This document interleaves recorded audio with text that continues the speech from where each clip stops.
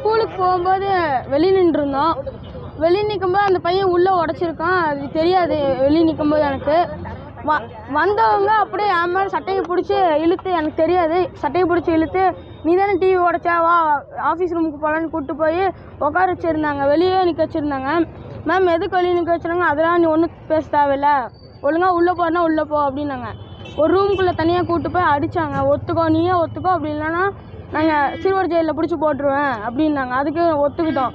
ஒத்துக்கிட்டதுக்கு சரி அந்த நாள் முடிஞ்சிடுச்சு. அடுத்த நாள் வந்தப்போ வெளியே ஹெச்எம் ரூமுக்கு முன்னாடியே முட்டி போட வச்சு அடித்தாங்க.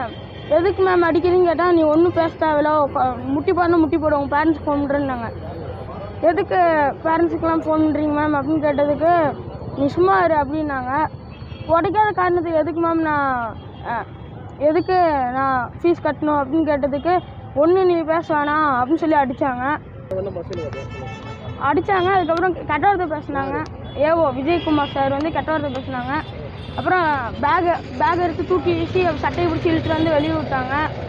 அதை எதுக்கு எப்படிலாம் பண்ணுறீங்கன்னு கேட்டதுக்கு, நீ ஒன்றும் பேச தேவையில்ல, கிளம்பு ஸ்கூலை விட்டு, இல்லை நானே போய் விட்டு வந்துடுவேன் வீட்டுக்கு அப்படின்னாங்க. வினோத்குமார் சார் உனக்கு சிறுவர் ஜெயிலில் பிடிச்சி கொடுத்துருவேன், நீ இப்போ ஒத்துக்கணும், உனக்கு சிறுவர் ஜெயிலில் தான் நீ போயிருப்ப அப்படின்னாங்க. அதனால தான் நான் சொன்னது.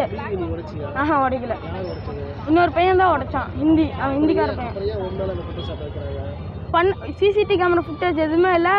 நான் வெளியே நின்றுருந்தேன் சார், பேக்கோட கதவு உள்ளே போய் பூட்டிக்கிட்டேன். அந்த பையன் எனக்கு தெரியாது. வெளியே நிற்கும் போது அவன் உடச்சிட்டான். டம்முன்னு சவுண்டு கடிச்சு கீழேருந்து 2 பசங்க மேலே ஓடி வந்தாங்க.